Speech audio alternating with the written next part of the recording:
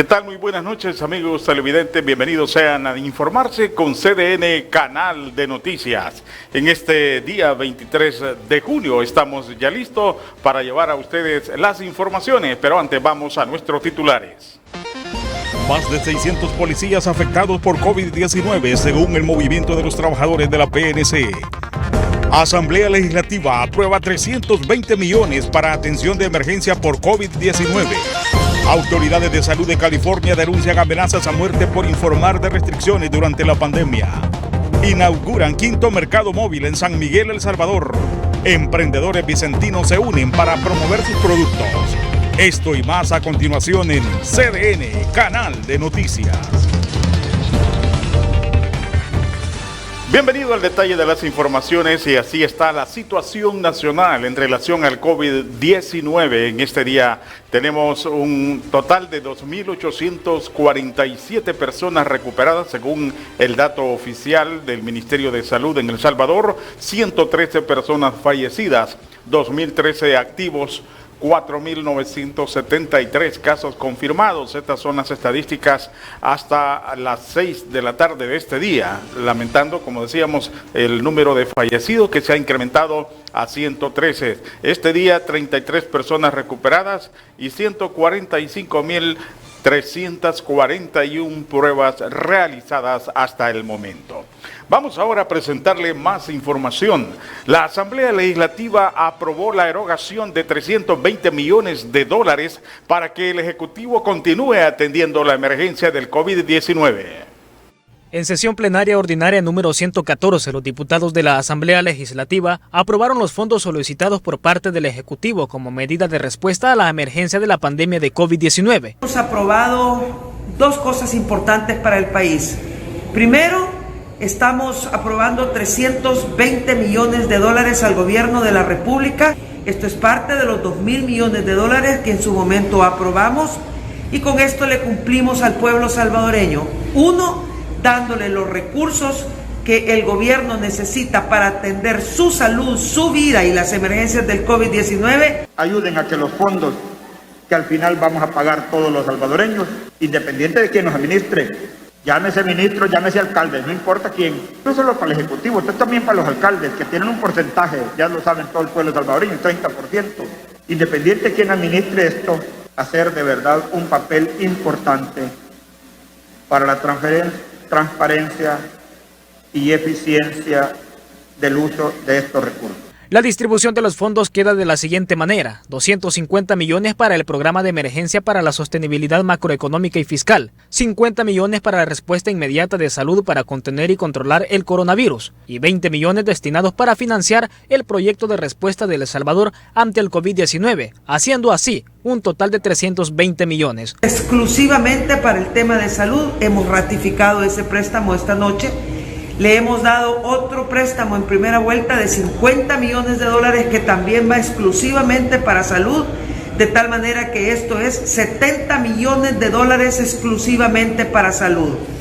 Adicionalmente, hemos aprobado 250 millones de dólares en primera vuelta para atender la emergencia generada por el COVID-19 en El Salvador. Los diputados también aprobaron la incorporación de nuevos miembros al Comité del Fondo de Emergencia, Recuperación y Reconstrucción Económica, que será integrado por distintas organizaciones de la sociedad civil que fiscalizarán los fondos que manejará el Ejecutivo. Sobre este comité se forman dos: uno que es eminentemente gubernamental, que será el comité administrador de los 2.000 millones de dólares, y por otro lado un comité veedor ciudadano que estará viendo que el gobierno use todos los mecanismos de transparencia, acceso a la información pública, todas las leyes de administrativas, como por ejemplo la ley LACAP y otras leyes pertinentes. Para nosotros creemos que es importante y reconocemos que hayan aceptado este reto la Fundación Nacional para el Desarrollo FUNDE, que haya aceptado este reto el Instituto Centroamericano de Estudios Fiscales, que también haya aceptado este reto la Asociación de Auditores Independientes de El Salvador, la Universidad de El Salvador, la Universidad Francisco Gavidia. Para CDN, Isaac Ramos. Y el movimiento de los trabajadores de la Policía Nacional Civil dijo que alrededor de 600 agentes de la policía están contagiados con el COVID-19, de los cuales 20 ya han fallecido. Ya son varios los casos positivos que se han registrado dentro de las filas de la PNC. El movimiento de los trabajadores de la policía señala como preocupante la crisis de contagio que se vive dentro de la corporación. Esta es una situación que a nosotros nos preocupa mucho. Por el número alto también de contagios dentro de las filas de la PNC, que suman más de 600. Esperamos nosotros que en los próximos días corrijan esta situación por parte de las autoridades de la PNC para evitar más muertes por COVID-19. En entrevista con CDN, Marvin Reyes, representante del MTP, señala que las autoridades manejan datos muy alejados de la realidad y que ellos como movimiento hasta este momento señala un aproximado de 20 agentes fallecidos, mientras que el gobierno solo ha dado a conocer 11 decesos a causa del COVID-19. Desde el inicio de la pandemia hasta esta fecha se registran al menos 20 miembros de la PNC que han fallecido por coronavirus. Las cifras oficiales pues manejan otros números, desconocemos nosotros cómo es que llevan este registro y que dista bastante de lo que nosotros vamos recopilando, brindada por los familiares de los fallecidos, a quienes las entidades de salud les han manifestado directamente que el miembro de la PNC ha fallecido por haber contraído el COVID-19. Además, Reyes responsabilizó a las jefaturas policiales por el masivo contagio, como también la muerte de agentes, ya que de acuerdo a sus informaciones, todos los fallecidos padecían distintas enfermedades. Nosotros hemos visto en todos estos fallecimientos de miembros de la policía es que todos ellos tenían algún padecimiento de enfermedades crónicas, diabetes, hipertensión arterial, problemas de corazón, problemas de pulmones, cuadros de asma. En ese sentido, nosotros señalamos y cuestionamos que no hayan enviado a estas personas a cuarentena domiciliar, como se estableció por parte de la Presidencia de la República. También recalcó que es importante que las jefaturas de la PNC provean de los insumos necesarios para evitar más contagios y muertes por COVID-19 dentro de la corporación policial. Para CDN, Isaac Ramos. La Organización Mundial de la Salud dijo este martes que cada día se incrementan los casos de COVID-19 a nivel mundial. La Organización Mundial de la Salud reportó más de 183,000 casos diarios de coronavirus a nivel mundial, la mayor cantidad registrada hasta el momento en un solo día desde el inicio de esta pandemia. Parte de ese aumento puede atribuirse al aumento de las pruebas. Los países están haciendo más exámenes y ciertamente países como India están llevando a cabo más pruebas. Pero no creemos que este sea un fenómeno de exámenes. Claramente, cuando se observan los ingresos hospitalarios, también están aumentando en varios países. Las muertes también están aumentando y no se deben al aumento de las pruebas per se. Hasta la mañana del martes 23 de junio a nivel mundial se han registrado más de 9.124.000 casos positivos de COVID-19 y más de 472.000 muertes. América Latina se ha convertido, según las cifras, en el nuevo epicentro de esta pandemia, donde Brasil tiene más de 1 millón de infecciones y los muertos sobrepasan los 51.000. El interior del estado de Sao Paulo superó a la capital en el número de casos nuevos. En este momento hay 600 municipios en el estado de Sao Paulo con casos confirmados de coronavirus. El interior ahora tiene 14.5% más casos nuevos que la capital durante el periodo de la semana anterior. Argentina, Chile, México y Colombia siguen reportando un gran número de casos mientras entran en fases de desconfinamiento. Todos los países se enfrentan a un delicado equilibrio entre proteger a su gente y minimizar el daño social y económico. No es una elección entre vidas y medios de sustento. Los países pueden hacer ambas cosas.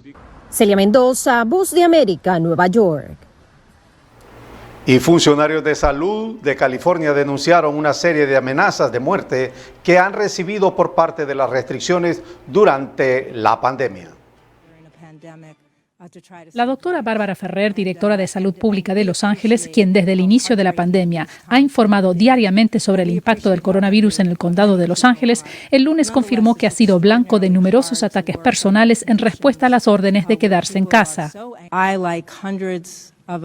Yo, como cientos de otros funcionarios de salud pública en todo el país, he recibido amenazas y, de hecho, he recibido muchos correos de odio. Dijo que los ataques comenzaron hace 3 meses, pero que en mayo recibió amenazas de muerte.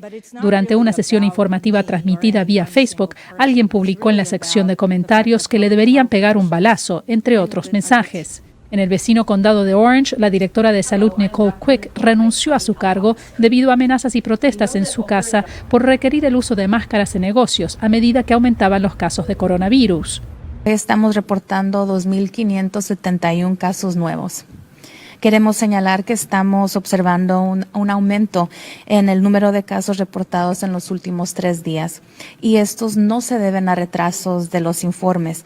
Esos aumentos indican un aumento en la transmisión comunitaria. Sumando las nuevas cifras, el condado de Los Ángeles el lunes superó los 86.000 casos confirmados de coronavirus y registró más de 3.100 muertes hasta la fecha. Funcionarios de salud pública atribuyen los aumentos a la reapertura económica y también, en parte, a posible exposición con infectados durante las protestas recientes.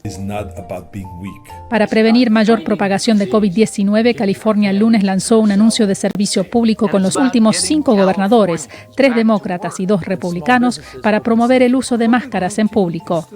Verónica Villafañe, Voz de América, Los Ángeles. El número de pruebas de COVID-19 se incrementará en Estados Unidos. Las autoridades advierten también del incremento lógico de posibles casos. Estados Unidos continúa liderando el número de contagios con más de 2.300.000 casos, de los más de 9 millones mundialmente. Esta es la teoría del presidente Donald Trump.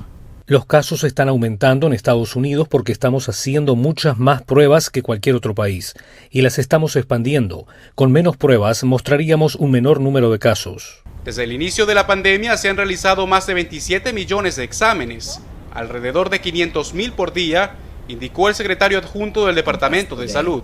Según él, esa capacidad se incrementará. Estimo que la nación tendrá la capacidad de realizar entre 40 y 50 millones de pruebas por mes en otoño. Trump dijo el fin de semana que aconsejaría a su equipo reducir el número de análisis, aunque las autoridades que participaron en la audiencia dijeron no haber recibido esa orden. La línea de contagios se mantiene con tendencia al alza y en los últimos 14 días se han sumado alrededor de 32.000 casos, sobre todo en estados que comenzaron su proceso de reapertura. Las próximas 2 semanas serán críticas en nuestra capacidad para abordar esas oleadas que hemos visto en Florida, Texas, Arizona y otros estados. Esos no son los únicos que tienen esa dificultad. En el corto y largo plazo, Estados Unidos no desistirá de las pruebas, mientras la situación epidemiológica podría complicarse. A medida que lleguemos al otoño, vamos a tener influenza y COVID al mismo tiempo, y los CDC están desarrollando la prueba para el sistema público. El número de muertes por COVID-19 supera los 121.000 hasta la fecha en Estados Unidos. Jorge Agobián, Voz de América, Washington. En México, un sismo de 7.5 grados sacudió gran parte del país, generando alerta de tsunami en Centroamérica, la cual fue descartada posteriormente. Un fuerte sismo sacudió México en medio de la pandemia. Según el Servicio Sismológico Nacional, el movimiento fue de magnitud 7,5 con epicentro en la localidad de Crucecita, en el sureño estado de Oaxaca. El gobierno del estado dio cuenta de daños menores como información preliminar. En la capital, la alerta sísmica sonó antes de que el temblor fuera perceptible, por lo que varias personas evacuaron casas, edificios y hospitales, entre el recuerdo del devastador sismo de 2017 que dejó muertos en varios estados del país. Es una de nuestras salidas es una de nuestras salidas del área de urgencias, pero es ahora COVID. Y en el estricto sentido, en el otro piso que tenemos ahorita con COVID, ese se ha quedado en repliegue. En abril, el gobierno mexicano instruyó para que en caso de sismo la población se replegara a zonas de menor riesgo, pero manteniendo sana distancia para reducir la probabilidad de contagios en plena pandemia. Tras el sismo, el gobierno estadounidense emitió una alerta de tsunami para la costa del Pacífico mexicano, Centroamérica, Ecuador, Perú y Hawái, que advierte de las olas de hasta 3 metros de alto, que pueden golpear en cualquier lugar a menos de 1.000 kilómetros del epicentro del terremoto. Al sismo le han seguido más de un centenar de réplicas, la más fuerte de 4,6 según el Servicio Sismológico. 100. Bien, es momento de nuestra primera pausa. Ya regresamos con más información. Ya regresamos.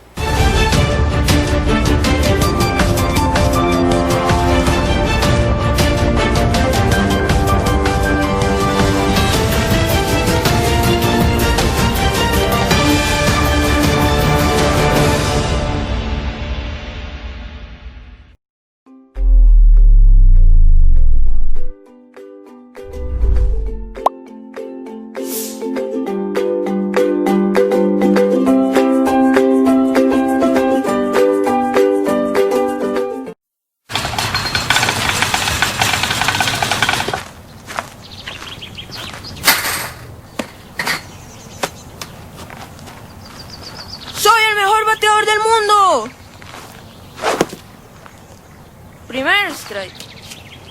¡Soy el mejor bateador del mundo! Segundo strike.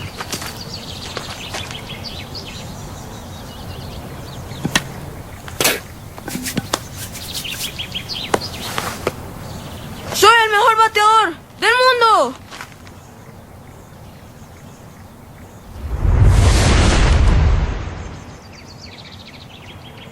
Tercer strike. ¡Wow! ¡Soy el mejor lanzador del mundo! ¡Claro que sí! Confianza. Pásala. Un mensaje de la Fundación para una vida mejor.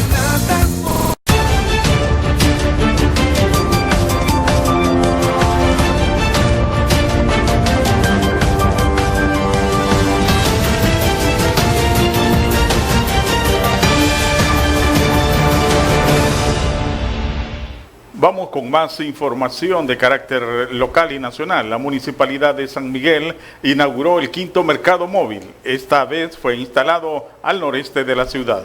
Unos 40 nuevos negocios se han establecido en este mercado móvil número 5, ubicado en un predio privado de la colonia Urbina al nororiente de la ciudad de San Miguel. El alcalde Miguel Pereira llegó para darlo oficialmente inaugurado. Estamos inaugurando este 5º mercadito móvil. Y me preguntaban algunos vendedores también si después de la emergencia, después que pase todo esto, esto continúa, y efectivamente los mercaditos móviles han llegado para quedarse. Son una alternativa económica para descongestionar la aglomeración que teníamos antes en el mercado central, ¿verdad? Porque es parte de mantener las medidas sanitarias, y esto es lo que vamos a seguir haciendo en este momento. Así es que hoy lo damos por inaugurado y esperamos. Los comerciantes mostraban su beneplácito al afirmar que estos negocios, con el apoyo municipal, sus buenas medidas de higiene y que el cliente siempre ande protegido, se estaría previniendo el COVID-19. Estamos también de lunes a domingo, venimos todos los días y les tenemos de todo. Tenemos marisco, como pueden ver, también hay verduras, hay pollo, hay lácteos, todo lo que usted necesite. Nos dijeron que tomáramos las medidas necesarias. A las personas que no andan su mascarilla no los vamos a atender. Y el alcohol gel siempre hay que tenerlo para el cliente y para nosotros. O sea, si un cliente viene, ustedes le regalan alcohol gel para que pueda manipularlo. Sí, para que pueda manipularlo. Y siempre 1 metro de distancia entre ustedes y el cliente.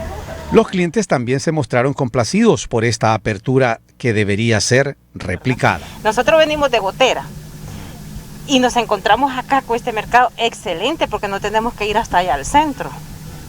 ¿Y todo lo encuentra acá? Todo lo encontramos acá. Llevo elote, o sea, está calidad. Y cómodo. Sí, debería replicar. Y cómodo. Para mí que deberían de continuar así como están. Este es el 5º mercado móvil que ha sido inaugurado por las autoridades municipales en San Miguel. Por lo tanto, hacen el llamado para que usted, amigo televidente, sea uno de los clientes si vive por este sector. Durante la pandemia del COVID-19 se trata de evitar las aglomeraciones. Para CDN les informó Wilmer Lizama.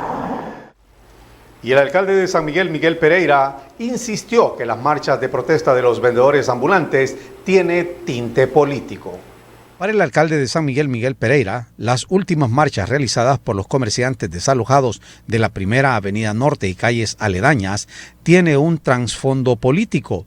El jefe edilicio reaccionó ante estas protestas que aún así estaría dispuesto a conversar con ellos este miércoles. Lo que sucede ahí es una manipulación política, como yo lo dije de entrada, ¿verdad? Hay información de que se reúnen con voceros de la estructura Salgado, uno de ellos es el capitán Campos, que ha estado en algunas reuniones con ellos y toda esa gente. Entonces están haciendo uso de la necesidad de la gente para hacer un trabajo político en contra de la administración. Pretenden desgastar el éxito que hemos tenido nosotros bajo el manejo de la pandemia.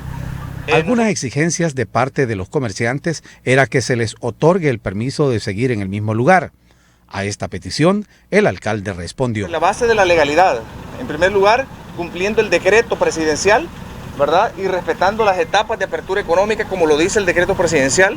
Segundo, guardando las medidas sanitarias y el distanciamiento. Y la aglomeración que teníamos en las calles, en la segunda y la primera, no puede volver a tenerla. Donde antes era la exgobernación, yo les pediría como periodista, y yo no me van a dejar mentir, ahí el Ministerio de Salud lo está utilizando para desinfección de muchos vehículos que transportan personas con COVID, ¿verdad? E incluso personas fallecidas. El ingreso, así como estaba la aglomeración de gente y la cantidad de vehículos que ingresan ahí, es un total riesgo para la salud de los vendedores. Se va a construir un mercado, un espacio de un mercado móvil también para ropa en un espacio que está frente al rastro municipal, que está incluso cerca de la terminal, ¿verdad? Ellos no estaban de acuerdo en irse por ahí porque la oposición les había dicho que no aceptaran absolutamente eso. En la medida que este grupo se siga dejando manipular siempre políticamente, entonces nunca vamos a encontrar un acuerdo con ellos. Aunque no tienen una hora exacta para reunirse y negociar, sí se supo que este sería por la mañana, la cual estaría un grupo de vendedoras, la Procuraduría para la Defensa de los Derechos Humanos, el representante legal de los comerciantes y posiblemente el alcalde migueleño. Para CDN, Wilmer Lizama. La PNC en Morazán anunció la reducción de accidentes de tránsito en el departamento, la que podría estar relacionada a la poca circulación de vehículos durante la reciente cuarentena. En comparación a las cifras del 2019, los accidentes de tránsito han bajado gradualmente hasta la fecha, con una diferencia total de 43 accidentes de tránsito menos que el año pasado. A la fecha, en cuanto a accidentes con daños materiales, hemos tenido una disminución de 22 accidentes. El año pasado a la fecha llevábamos 79 accidentes por daños materiales, hoy a la fecha llevamos 57. En cuanto a daños personales, a la fecha tenemos una disminución de 21 accidentes. Son 69 el año pasado a la fecha y llevamos 48 hoy. En cuanto a lesionados, también tenemos una disminución de 17 personas lesionadas. Llevábamos 95 el año pasado a la fecha, llevamos 78. Y en cuanto a fallecidos, tenemos una disminución de 4 personas. A la fecha el año pasado llevamos 17, llevamos 13. Y sumando en cantidad ya cerrada de accidentes, tenemos una disminución de 43 accidentes menos. El año pasado a la fecha llevábamos 148, llevamos 105. La disminución podría ser que gracias a la cuarentena domiciliaria obligatoria por la que la población no ha salido de casa y por lo tanto los vehículos en la carretera han sido menos.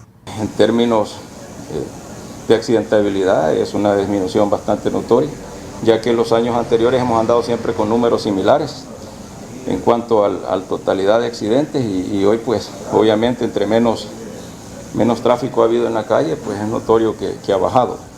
En números grandes a nivel nacional ha habido una buena disminución de fallecidos, ¿verdad? En mayo me parece que terminamos con 71 fallecidos menos a nivel nacional. En abril y en mayo con 79 a nivel nacional, entonces creo que ese ha sido un efecto a nivel nacional y Morazán no ha sido de la excepción en cuanto a la disminución de la accidentabilidad.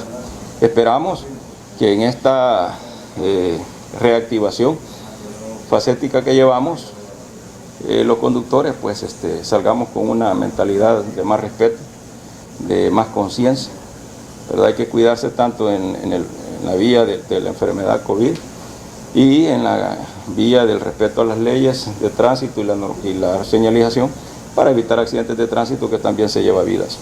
La Policía Nacional Civil en Morazán ha detenido alrededor de 9 personas por conducción peligrosa en diferentes puntos del departamento durante este tiempo, a pesar de las restricciones que habían. Creo que anduvo entre un total de unas 8 o 9 personas que detuvimos por conducción peligrosa en diferentes puntos del departamento, ahí en diferentes horarios. Personas que muy irresponsablemente, a pesar de las medidas que debían de guardarse, andaban poniendo en riesgo su vida de esa manera y la vida de otros conductores que se andan movilizando. Entonces, es lamentable ese tipo de acciones, pero igual se han logrado intervenir y se ha aplicado la ley como corresponde. De enero a junio han disminuido los accidentes de tránsito en comparación al año pasado y se espera los conductores continúen siendo responsables para evitar pérdidas humanas y materiales. Yasmin Ramos, Sol TV Noticias. Bueno, vamos, Wilmer, en esta noche, amigos televidentes, a presentar en vivo con nosotros a Marvin Reyes, representante del Movimiento de los Trabajadores de la Policía Nacional Civil, a quien le damos la más cordial bienvenida. Marvin, buenas noches. Muy buenas noches, gracias por este espacio. Marvin, quizá conocer un poco sobre las estadísticas. Recién presentamos nosotros una nota donde se está hablando de por lo menos 600 agentes de la Policía Nacional Civil que están contagiados ya de COVID-19. Esto difiere un poco, según la versión que usted presentaba, difiere un poco con las estadísticas oficiales que se están presentando hoy en día. Cuéntenos un poco sobre eso. Sí, en efecto, nosotros tenemos registros de lo que nosotros vamos recopilando desde que comenzó esta emergencia nacional. Y bueno, en las filas de la corporación policial se registran más de 600 contagios a COVID-19. Esto nosotros lo hemos venido señalando, como lo repito, desde el principio de la emergencia, debido a ciertas condiciones que no se respetaron, y por esa razón es que se generaron estos múltiples contagios al interior de la corporación, siendo una de ellas el hacinamiento, este problema que no es nuevo y que nosotros hemos venido puntualizando años atrás. Las unidades policiales no están diseñadas para contener el 100% del personal, ¿verdad? Cuando comenzó la emergencia, se emitió una orden desde la Dirección General de suspender las licencias del personal de forma indefinida, porque estábamos en alerta roja. En ese sentido, todo el personal, el 100% de los agentes, tuvieron que permanecer en las bases, ¿verdad? Entonces, en ese sentido, esa saturación, esa aglomeración de personas generó que se dieran estos contagios. Lo mismo esta situación que nosotros señalamos de los diferentes dispositivos que se desarrollaron a nivel nacional, dispositivos de prevención. Entonces se le estaba pidiendo a la gente en los controles vehiculares documentos. Por ejemplo, la famosa carta que permitía circular a las personas, pues los que iban a trabajar, los que iban a hacer compras al súper o a realizar compras a la farmacia, etc. Los policías no les habían dotado de mascarillas, de guantes, de alcohol, gel y otros insumos para desinfectarse. Entonces, en ese sentido, ellos al tomar estos documentos con sus manos se fueron contagiando, ¿verdad? Al punto de que unidades grandes, unidades élites, empezaron a mostrar ya signos de estar contagiados a coronavirus y empezaron a generarse de que mandaban grupos grandes a cuarentena domiciliar, ¿verdad? Estamos nosotros muy preocupados por esa situación, porque tal parece que las autoridades no pudieron abordar esta pandemia de una manera correcta, de una manera inteligente, sino que lo trataron como que fuera un problema de seguridad pública, como que se trataba de alguna situación de ir a agarrar delincuentes o cosas por el estilo, cuando lo que tenían que haber hecho es procurar que el personal policial tuviera todos los insumos necesarios para protegerse, porque están en primera línea.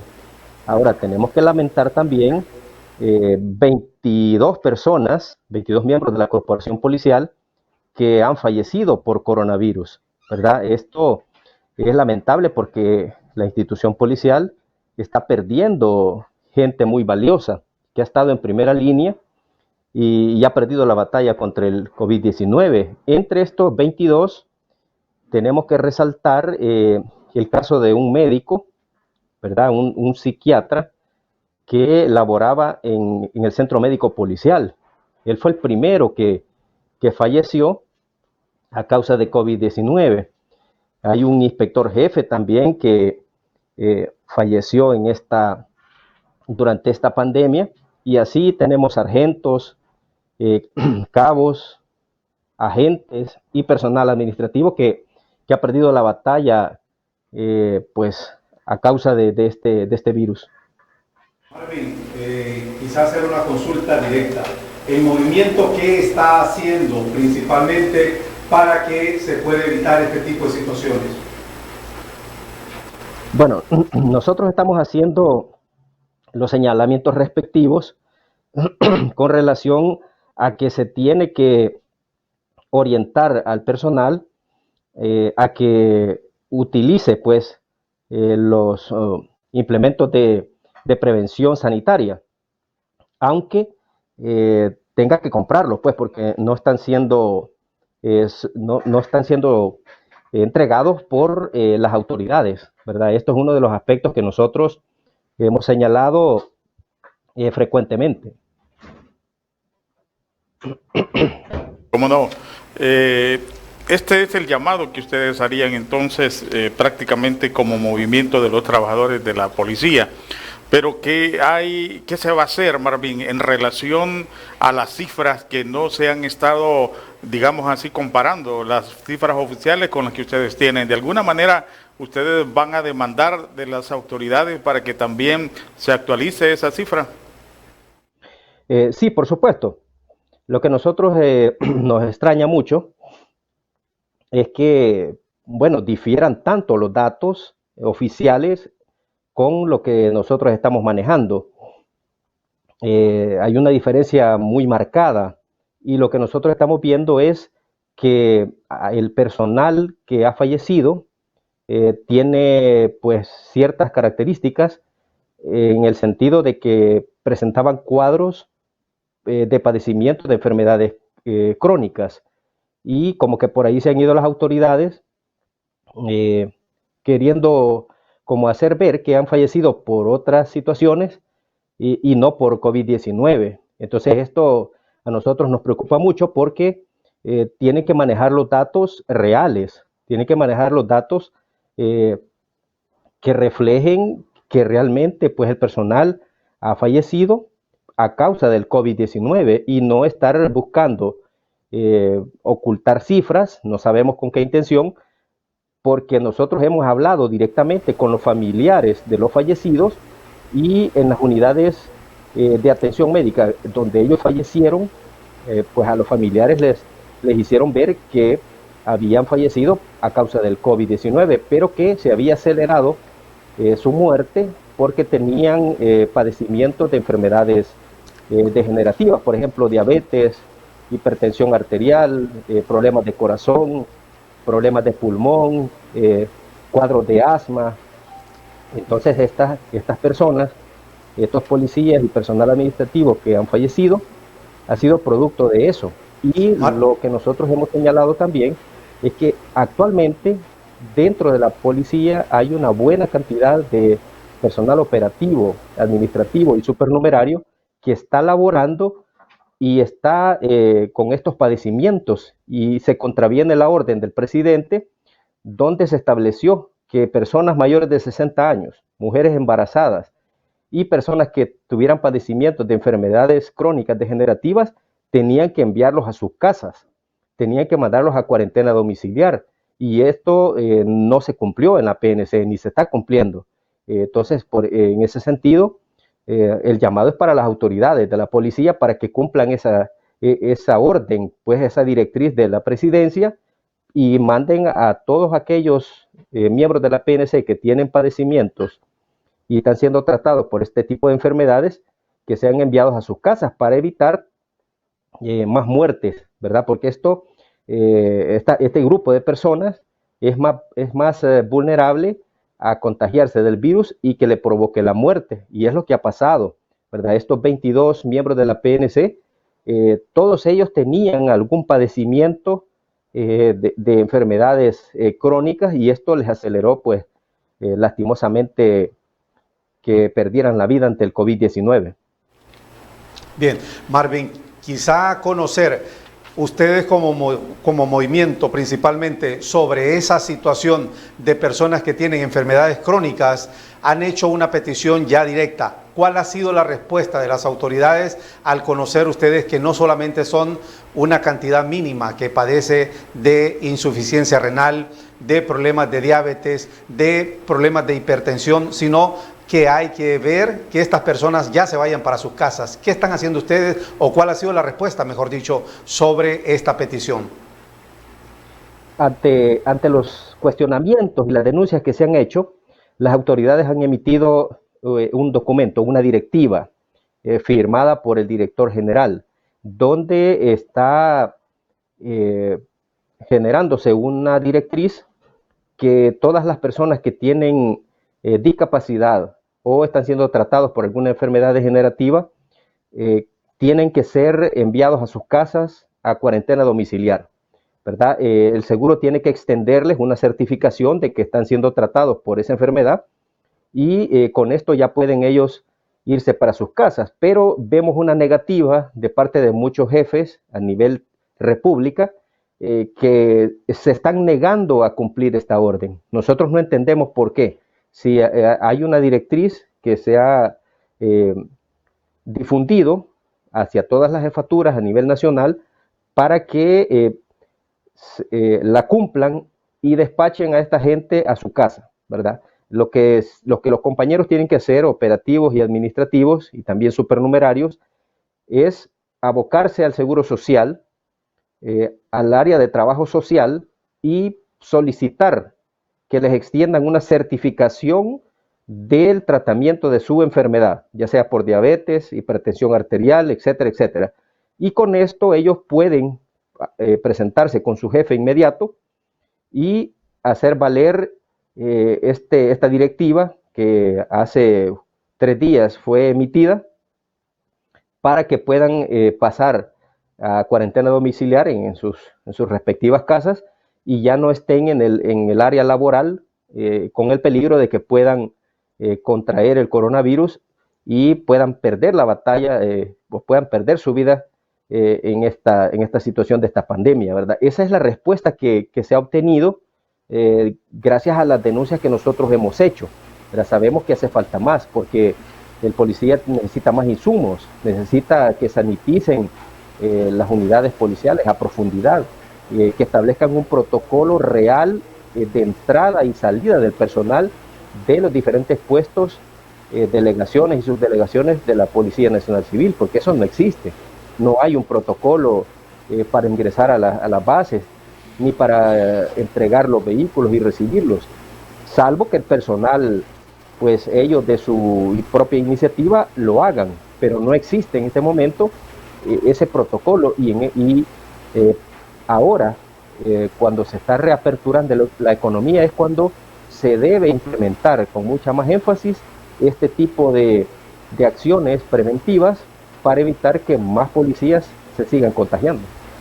Marvin, muy agradecidos por haber atendido nuestra invitación y brindarnos este importante informe a la ciudadanía y también al gremio policial que está pendiente de esta información. Muy agradecido, muy buenas noches.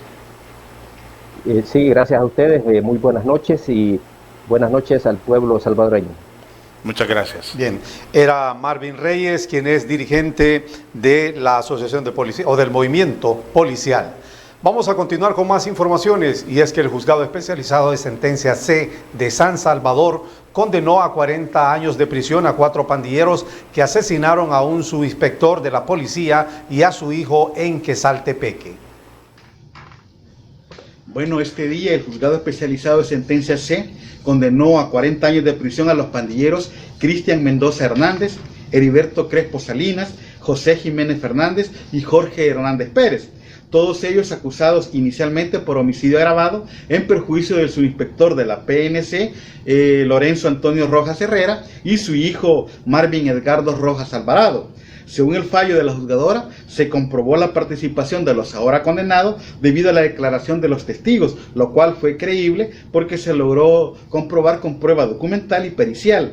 Inicialmente, como decíamos, los procesados eran acusados por el delito de homicidio agravado, pero la juzgadora cambió la tipificación del delito a homicidio agravado en complicidad necesaria, por lo que impuso 26 años con 8 meses de prisión por la muerte del inspector de la PNC y 13 años con 4 meses por la muerte de su hijo, dando un total de 40 años de prisión. Recordemos que el doble homicidio ocurrió a las 5 de la mañana del 16 de noviembre del 2016 en el cantón San José Los Planes de Quesaltepeque, en el departamento de La Libertad. Y ese delito fue planificado 3 días antes de cometerse. Durante el juicio se contó con un testigo criteriado que individualizó la participación de cada uno de los imputados, quienes actualmente guardan prisión y van a seguir guardando prisión en el penal de máxima seguridad en Zacatecoluca. El crimen fue planificado, según la declaración del testigo criteriado, para que uno de los homicidas pudiera pasar a ser miembro activo de la pandilla debido a... Bien, vamos con más información. Era Jaime Ulises Marinero, de prensa de la Corte Suprema de Justicia, quien brindaba esta información importante. Mientras tanto, en Morazán, personal de la Unidad de Salud Comunitaria realizan supervisión para que se apliquen los protocolos higiénicos durante la primera etapa de la reapertura económica. El personal de la Unidad de Salud Comunitaria Familiar de San Francisco Gotera se encuentra desplazado en esta cabecera departamental para verificar que se cumplan las medidas de prevención ante el COVID-19 en los diferentes lugares que aperturaron en la fase 1 de la reactivación económica. Estamos reunidos con la Comisión Municipal este día para comenzar nuevas actividades en base, ¿verdad?, a lo que es el decreto 31 y todas las actividades que como comisión estamos planificando para empezar a trabajar más con lo que es la pandemia, ¿verdad?, en la disminución de casos y en las medidas de prevención que la comunidad tiene que seguir respetando. Se está trabajando en base a prioridades, ¿verdad? Por ejemplo, de la unidad de salud hemos desplazado parte del personal para que vayan a las agencias bancarias, a las tiendas más grandes del municipio, para valorar si tanto empleados como usuarios de estas agencias están cumpliendo con las medidas, como lo es el uso de mascarilla, el distanciamiento social, el lavado de manos, ¿verdad? Y todas las medidas que se van a mantener mientras dure esta pandemia. Son diferentes enfermedades respiratorias las que están siendo un brote en la población y entre ellas está el dengue, que también están atacando a través de diferentes medidas desde la unidad de salud. Tenemos un plan bimensual en el cual ya también lo hemos puesto en acción, ¿verdad? Y sí, desde la semana pasada comenzamos ya con lo que es la batización. Se batizó ya prácticamente Cantón El Norte, ya se fumigó y se viene fumigando desde lo que es la entrada, ¿verdad?, de San Francisco Gotera hasta todo el municipio. Y esto pues a darle cumplimiento a ese plan y a manera también de bajar los índices larvarios, ¿verdad? Pedirle a la población que laven sus pilas. Estamos llegando a visitarles y estamos encontrando cantidades alarmantes de larvas en esas pilas, ¿verdad? Cada mamá, cada mujer, cada hija tiene la obligación de lavar esas pilas y de evitar que esos zancudos crezcan y nazcan. Por su parte, la directora de la Unidad de Salud, doctora Sandra de Canales, pide a la población ser consciente y quedarse en casa, aún más en esta etapa crucial de la pandemia. Es lamentable que la población se esté confiando, ¿verdad? Si bien es cierto, el decreto va cambiando, pero las medidas se mantienen. Y es un llamado urgente, ¿verdad?, a toda la población en general, a que acaten el uso de mascarillas. Es definitivamente estricto, ¿verdad? Es más, en la unidad de salud, si el paciente no llega con mascarilla, o se le provee una o no se le deja entrar, ¿verdad? Porque es algo reglamentario que hay que mantenerlo mientras esto, no bajen, ¿verdad?, los casos o la pandemia vaya ya saliendo, ¿verdad?, en su fase terminal. Pues no podemos nosotros confiarnos y andar en la calle como que si no pasa nada, ¿verdad? Es cuando más atentos debemos de estar a cumplir con todas las medidas que desde enero prácticamente hasta marzo, que apareció el primer caso, nosotros estamos dando. La población salvadoreña debe cuidarse el doble por su bien y el de su familia, ya que los casos positivos de coronavirus cada vez van más en aumento en el país. Yasmin Ramos, Sol TV Noticias. Es momento de hacer una nueva pausa comercial, regresamos enseguida.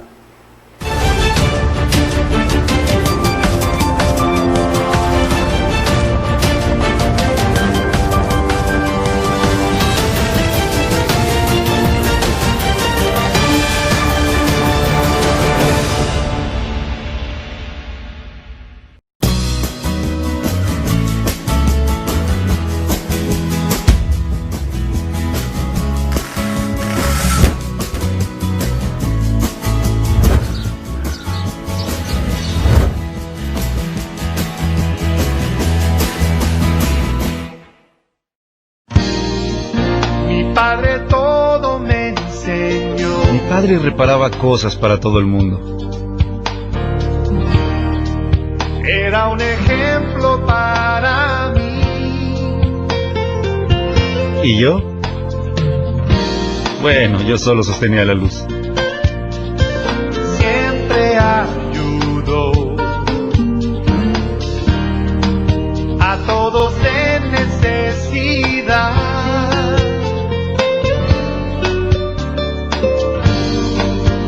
A través de los años, reparamos cosas de amigos y de algunos desconocidos también. Me estaba enseñando algo más que a reparar cosas.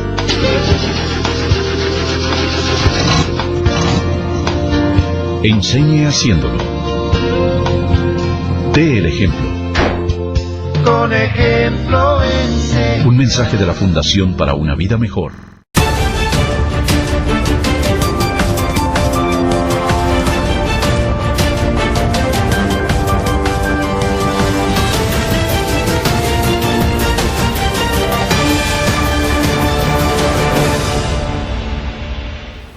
Habitantes de la colonia Milagro de la Paz en San Miguel fueron sorprendidos por un hombre que disparó luego de discutir con otra persona. La policía llegó al lugar, pero el sujeto huyó. Un grupo de hombres que departía en las afueras de este pasaje en la colonia Milagro de la Paz de San Miguel fueron sorprendidos cuando un sujeto quien discutía con una mujer sacó su arma de fuego, disparó al aire y luego este se dio a la fuga. Cuando nosotros vimos que él sacó la arma de fuego, nosotros corrimos y nos metimos para la casa. Lo fuimos a esconder, ¿me entiendes? Ajá, nos escondimos, corriendo pues. Sí, el cabal. Entonces viene una muchacha, cuando él estaba allá al tope de esta avenida, la muchacha le insultó. Sí. Cuando ella le insultó, el muchacho vino y fue cuando donde está ahorita el patrulla, fue cuando él disparó, hizo los disparos al aire. Aunque no hubo lesionados, los testigos dijeron que en el hecho nadie resultó lesionado. Imagínense, y si hubiera estado un niño o cualquier persona, digamos, adulta, como sea, mire usted, la hiere, mire usted, hubiera sido más el percance más duro. Mire usted, mire, si hubiera habido otra persona, así como dice él, una niña o una madre de familia, ¿entiende? Él aventó 2 bombazos, es una 9. Las autoridades del sistema de emergencia 911 llegó al lugar. No hubo capturas ni lesionados, solo un par de casquillos que se encontraron en esta escena. Casos como este ya no son usuales desde que se penalizó el disparar al aire. Para CDN, Wilmer Lizama. La Policía Nacional Civil realizó 3 detenciones en Morazán. 2 de los detenidos tenían orden de captura por extorsión. El pasado fin de semana, la Policía Nacional Civil realizó 3 detenciones a través de los patrullajes preventivos que realizan día con día. Como resultado, detuvieron a un hombre con droga y a 2 por extorsiones. La detención de Wilfredo Vázquez Amaya, de 20 años de edad, alias El Chonte o Willow. Este sujeto es miembro activo de la clica Sailor Loco Salvatrucho y al momento de que fue interceptado por personal de la Policía Nacional Civil, se le encuentra en su interior 8 porciones de marihuana, las cuales al hacer la prueba respectiva resulta que da positivo a este tipo de droga. Así es de que es detenido por el delito de posesión y tenencia. Los 3 sujetos detenidos fueron interceptados por los agentes de la Policía Nacional Civil y ya estaban catalogados como miembros activos de la pandilla que opera en la zona. Las detenciones de 2 personas que al momento de cometer un ilícito penal fueron detenidos por personal de la misma delegación de aquí de Morazán por el delito de extorsión. Lo que se le invita a todas las personas que han sido víctimas de estos hechos es a que se presenten también a denunciar a este tipo de delincuentes que andan en la zona cometiendo este tipo de hechos. Un sujeto fue encontrado con droga y tras investigaciones resultó ser marihuana, que probablemente es usada para narcomenudeo en la zona, como también los otros 2 jóvenes con orden de captura por extorsiones y además le encontraron otros implementos. Entre los detenidos tenemos al señor Ismael Armando Reyes Márquez, alias Ñelo, de 21 años de edad, residente en Caserío Isletas, del Cantón La Joya del Matazano, el municipio de Yamabal. Asimismo, a Agnael Azarías Castillo Martínez, de 30 años de edad, también residente en el mismo lugar. Que tenemos sobre estas personas que ellos son miembros activos o colaboradores de la Mara, de la misma clica Locos Salvatruchos, fueron detenidos por el delito de extorsión. Los 3 detenidos están perfilados como miembros de las estructuras criminales de la zona y además ya tenían antecedentes penales. Yasmin Ramos, Sol TV Noticias. Texaco de El Salvador realizó el donativo de $10,000 en combustible para ambulancias del Ministerio de Salud que transportan afectados por el COVID-19.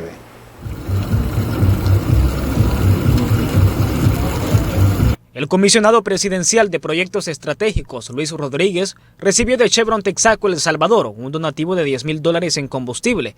Esto para suministrar a las ambulancias del Ministerio de Salud que se están utilizando para movilizar a pacientes en el marco de la pandemia de COVID-19. Tomando en cuenta que tenemos que mover a los pacientes, tenemos que moverlos de forma segura, tenemos que buscar la manera de optimizar recursos de donde se pueda. Evidentemente la gente necesita un servicio de calidad que estamos buscando nosotros darlo desde el inicio en todas sus áreas, y ustedes están participando en algo sumamente importante que es mover a nuestros médicos y mover también a los pacientes a través de sus productos. Texaco ha designado estaciones en San Salvador, San Miguel y Santa Ana para que las ambulancias puedan ser abastecidas de combustible y seguir apoyando a los pacientes que lo requieran. Estamos sumando a los esfuerzos que el gobierno central está realizando para combatir esta pandemia de COVID, a realizar este donativo de $10,000 en combustible para las ambulancias del Ministerio de Salud. Hemos habilitado estaciones en San Salvador, San Miguel y Santa Ana para contribuir en esa logística, para que las ambulancias se suministren con el mejor combustible y continúen auxiliando en el traslado de pacientes. El comisionado presidencial agradeció el aporte de Texaco por el donativo realizado, ya que de acuerdo a Rodríguez, este esfuerzo ayudará a salvar vidas. Realmente los agradecidos somos nosotros y evidentemente yo lo voy a externar también en nombre de los médicos, los enfermeros, motoristas, incluso pacientes que vamos a gozar o que van a gozar de este servicio. De parte de todos, pues muchas gracias a ustedes por este apoyo. Para CDN, Isaac Ramos. Emprendedores de San Vicente en la zona paracentral de El Salvador han formado una cooperativa para impulsar los diversos productos que elaboran. En San Vicente encontramos a Grecia Cruz, quien es la presidenta de una cooperativa que está promoviendo la industria local, y nos cuenta sobre sus inicios y cómo se han desarrollado en la actualidad. Nosotros somos una cooperativa constituida por empresas de acá de San Vicente que tratamos de buscar o identificar mucho nuestro municipio.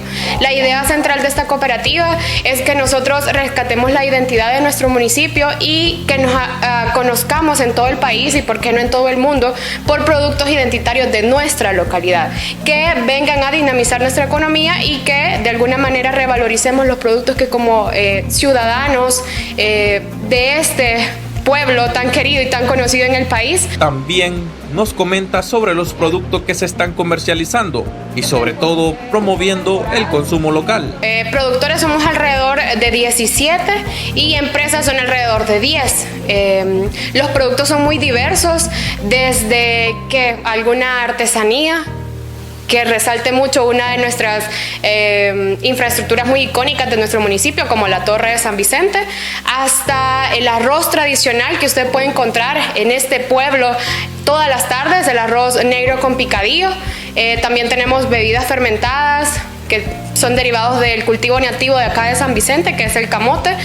También tenemos de jocote de corona, que pocas personas saben que en nuestro municipio se cultiva, valga la redundancia, este cultivo, a las faldas del volcán Chichontepec.